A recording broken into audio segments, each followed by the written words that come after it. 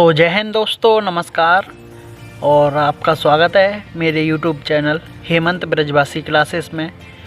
तो दोस्तों, मैं आपको पिछले 2 समास करा चुका हूं।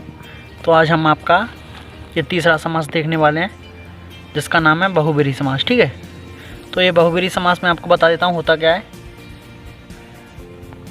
तो चलिए सबसे पहले तो इसकी परिभाषा देख लेते हैं कि बहुब्रीहि समास होता क्या है। तो इसकी परिभाषा है आपकी, जब 2 शब्द मिलकर किसी तीसरे शब्द की ओर इशारा करते हैं या संकेत करते हैं तो आपका वहाँ बहुब्रीहि समास होता है। ठीक है, आपके में परिभाषा पूछी नहीं आती है 10th क्लास में, केवल आपके में ऐसे आपको पेपर में दे देगा कि दशानन का आप समास विग्रह कीजिए और उसका समास का नाम बताइए, तो आपको कर देना है। इसी प्रकार से मैं आपको बताऊँगा कैसे करना। ठीक है, तो ये बहुब्रीहि समास की परिभाषा है, जब 2 शब्द मिलकर किसी तीसरे शब्द की ओर संकेत करते हैं तो वहाँ बहुब्रीहि समास होता है। ठीक है, तो ये इसकी परिभाषा है। परिभाषा पूछनी आती है और उदाहरण दिखा देता हूँ मैं कैसे होता है। देखिए, जैसे हो जाएगा आपका दशानन।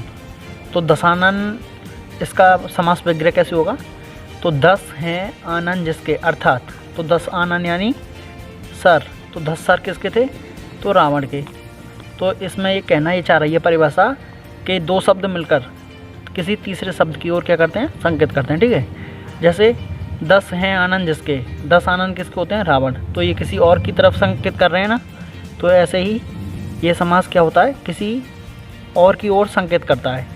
इसके आपको उदाहरण ऐसे देखने को मिलेंगे, जैसे देवताओं या भगवान की तरफ जो इशारा करते हो। ठीक है, अगला उदाहरण दिखाता हूँ। देखिए मैं आपको, जैसे लंबोदर, लंबा है उदर, उदर यानी पेट, लंबा है उदर जिसका, अर्थात गणेश। तो गणेश जी का पेट आपने देखा हुआ लंबा होता है, तो ये किसी तीसरे की ओर संकेत कर रहा है ना ये।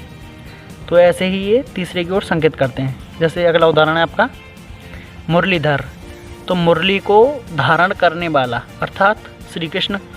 तो ये आपका क्या हो जाएगा, बहुब्रीहि समास। ठीक है, जैसे चक्रपाणी, जैसे चक्र है पानी में जिसके, अर्थात चक्र पाणी यानी हाथ। पानी का जो मतलब है यहाँ पे हाथ से है, तो चक्र है पानी में जिसके, अर्थात विष्णु। तो विष्णु भगवान के आपने देखा होगा हाथ में क्या होता है, चक्र होता है। तो ये किसी तीसरे की ओर संकेत कर रहा है। ठीक है, ये आपको जितने भी उदाहरण मिलेंगे ना यहाँ, वो सारे किसी न किसी तीसरे की तरफ संकेत करते हैं, भगवान की तरफ ही मिलेंगे। जैसे आप इसको देख के भी अंदाज़ा लगा सकते हैं कि ये बहुब्रीहि समास ही होगा यहाँ पे। ठीक है, जैसे चक्रपाणी हो गया आपका। अगला है त्रिनेत्र, त्रिनेत्र यानी 3 हैं नेत्र जिसके, अर्थात शिव। और अगला उदाहरण है आपका गंगाधर, यानी गंगा को धारण करने वाला, अर्थात शिव।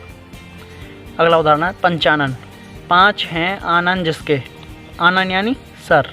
तो 5 आनन किसके हैं, हनुमान। तो यहाँ आपका हो गया हनुमान। ठीक है, त्रिलोचन, 3 हैं लोचन जिसके, अर्थात शिव। तो आपने देखा होगा लोचन का आपको पर्यायवाची पता ही होगा, लोचन किसका पर्यायवाची है, आँख का। तो 3 आँख किसकी होती हैं, शिव जी की, आप सभी को पता ही होगा। ठीक है, अगला उदाहरण है आपका चंद्रशेखर, यानी चंद्रशेखर, चंद्र यानी चंद्र, शेखर यानी सर। ठीक है, तो चंद्र है शिखर पर जिसके, अर्थात शिव।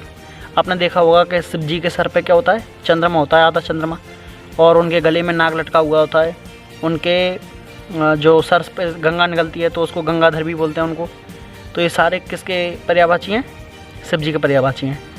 तो यहाँ पे ये कौन सा समास हो गया, बहुब्रीहि समास। ठीक है, तो बहुब्रीहि समास को पहचानने का एक ही सबसे आसान तरीका यही है कि इसमें जो भी समास होता है वो किसी तीसरे की ओर संकेत करता है, और ज़्यादातर आपको भगवानी देखने को मिलेंगे। ठीक है, जैसे मैंने ये सारे आपको समास दिखाए हैं यहाँ पे, जैसे दशानन, 10 हैं आनन जिसके, अर्थात रावण, लंबोदर, मुरलीधर, चक्रपाणी, त्रिनेत्र, गंगाधर, पंचानन, त्रिलोचन, चंद्रशेखर आदि। ठीक है, तो जितने भी मैंने आपको बताए हैं ये सारे के सारे भगवान की ओर क्या करते हैं, संकेत करते हैं। तो इसी से आप अनुमान लगा सकते हैं। आपके में केवल ये ऐसे करने के लिए ही आता है, इसको सॉल्व भी करने के लिए आता है, आपका विग्रह करने के लिए। और ये पूछा नहीं जाता आपकी, ये परिभाषा नहीं पूछी जाती है, ये परिभाषा नहीं पूछी जाती आपकी। आपको दे देगा कि दशानन का समास विग्रह कीजिए, तो आपको दशानन लिख के ये लिख देना है, 10 हैं आनन जिसके, अर्थात रावण। तो आपको इसका 1 नंबर मिल जाएगा। ये 2 नंबर के क्वेश्चन आते हैं आपके इसी समास से। तो ये आपका तीसरा समास है। यहाँ पे देखिए तीसरा समास है बहुब्रीहि समास। आपके 1-2 समास और बचे हैं, उनको भी मैं कवर कर दूँगा अगली वीडियो में। तो इस वीडियो में बस इतना ही। जय हिंद, जय भारत।